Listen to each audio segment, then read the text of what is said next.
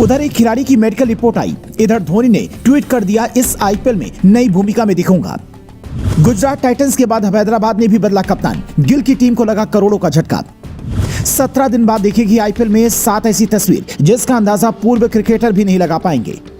ये महेंद्र सिंह धोनी का ट्वीट है, जो लिखते हैं कि नए सीजन में नए रोल का बेसब्री से इंतजार है। स्टे ट्यून्ड, जिससे पढ़ने के बाद कोई कह रहा है कि धोनी इस बार फील्ड पर आने के बजाय सीधा सीएसके के मेंटोर की भूमिका में दिखने वाले हैं, तो कोई कह रहा है कि आईपीएल के इस नए सीजन के तुरंत बाद धोनी राजनीति में आ सकते हैं। लेकिन ये सब अफवाह है। हमने जब इसे ट्वीट की टाइमिंग देखी तो पता चला कि कहानी ये नहीं बल्कि कुछ और है। धोनी ने ये पोस्ट अपने फेसबुक अकाउंट पर 4 मार्च की शाम 6 बजे डाला, क्योंकि इस खिलाड़ी की मेडिकल रिपोर्ट उनके पास 1:30 बजे ही पहुंच गई थी, जिसमें लिखा था कि आपके सबसे बड़े धुरंधर को सर्जरी की जरूरत है, वो अगले 8 हफ्ते तक फील्ड पर वापस नहीं आ सकते हैं।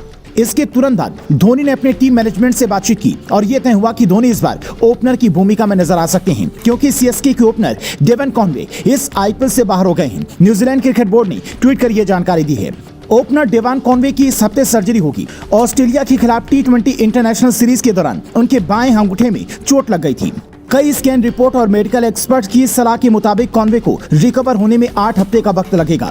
अब 8 हफ्ते का मतलब है 56 दिन, यानी कि करीब 2 महीने तक कॉनवे फील्ड पर नहीं दिखेंगे, क्योंकि कॉनवे ने पिछली बार सीएसके को विनर बनाने में शानदार भूमिका निभाई थी। ओपनर के तौर पर बल्ले से खूब रन बरसाए थे। इसीलिए धोनी के लिए ये चिंता की बात थी और शायद अब उन्होंने खुद ही ओपनर बनने का फैसला लिया है। शायद नए सीजन में वो इसी नई भूमिका की बात कर रही हूँ। हालांकि ये सिर्फ धोनी की टीम के लिए ही समस्या नहीं है, बल्कि गुजरात टाइटंस यानी कि शुभमन गिल की टीम के लिए तो इस बार दो बड़ी परेशानियां आ गई हैं। पहले शमी सर्जरी के लिए विदेश में हैं और अब 3.60 करोड़ में जिस खिलाड़ी को बड़े अरमानों से खरीदा था वो रॉबिन मिंज भी चोटिल हो गए हैं। उनकी बाइक किसी गाड़ी से टकराने की खबर है। ये वही मिंज हैं जिन्हें धोनी ने कहा था कि कोई खरीदार नहीं मिल रहा है तो मैं खरीद लूंगा। गुजरात टाइटंस की ओर से खरीदे जाने के बाद मां बाप ने धोनी का आभार भी जताया था। मतलब सीएसके और गुजरात टाइटंस की टीम पर इस बार खिलाड़ियों की समस्या से जूझती नजर आ रही हैं, पर इन्हें सुकून इस बात का है कि कप्तान सब संभाल लेगा। पर सनराइजर्स हैदराबाद की खिलाड़ी अभी तक इसी संशय में है कि उनका असल कप्तान कौन होगा। ऑक्शन के बाद हैदराबाद के कप्तान एडम मार्करम थे, लेकिन मैच शुरू होने से ठीक 17 दिन पहले हैदराबाद ने भारी बदलाव करते हुए पैट कमिंस को अपना कप्तान बना दिया। ये वही कमिंस हैं जिनके नेतृत्व में टीम इंडिया को इस वर्ल्ड कप में हार का सामना करना पड़ा और करोड़ों भारतीयों का दिल टूटा। ऐसे में रोहित, धोनी, विराट, गिल और राहुल के पास उस हार का बदला सनराइजर्स लेने के लिए ये अच्छा वक्त होगा। इसके अलावा इस आईपीएल में आपको 7 नई तस्वीरें दिख सकती हैं।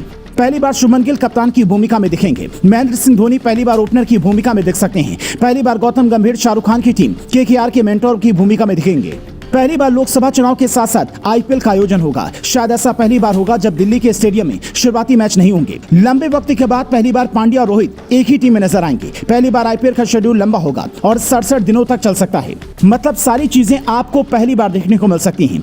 पर इन सबसे ज्यादा आपके लिए ये जानना भी जरूरी है कि धोनी ने कैसे देसी दवाइयों की मदद से घुटने के दर्द पर मैच के दौरान काबू पाया और उसके बाद फिर आखिर में जाकर सर्जरी करवाई। मतलब जड़ी बूटी और जेनेरिक दवाइयों की मदद से भी आप अपना इलाज करवा सकते हैं। मोदी सरकार भी इसके लिए अलग से योजना चला रही है और इसकी धूम विदेशों तक में इतनी है कि मॉरिशस भी प्रधानमंत्री जन औषधि केंद्र खोल रहा है। मॉरिशस हुआ मोदी की योजना का मुरीद, अपने देश में खोलेगा जन औषधि केंद्र। मैं प्रधानमंत्री जगन्नाथ जी की सराहना करता हूं कि उन्होंने मॉरिशस में जन औषधि केंद्र खोलने का निर्णय लिया है। मॉरिशस पहला देश होगा जो हमारी जन औषधि पहल से जुड़ेगा। आने वाले दिनों में अमेरिका और ब्रिटेन भी हो सकता है कि भारत से सस्ती और अच्छी दवाइयां मंगाने लगें। बड़े बड़े खिलाड़ियों और सुपरस्टार्स को भी इसका विज्ञापन करना चाहिए ताकि पान गुटखा की बजाय अच्छी जानकारी लोगों तक पहुंचे। क्या धोनी को इसका ब्रांड एम्बेसडर बनाकर इसकी शुरुआत मोदी सरकार को करनी चाहिए ताकि जन जन तक औषधि केंद्र की और तेजी से पहुंच हो सके? कमेंट कर बता सकते हैं, क्योंकि ये ऐसा केंद्र है जहां पर 500 की दवाइयां आपको सिर्फ 60 से 70 रुपए में मिल सकती हैं।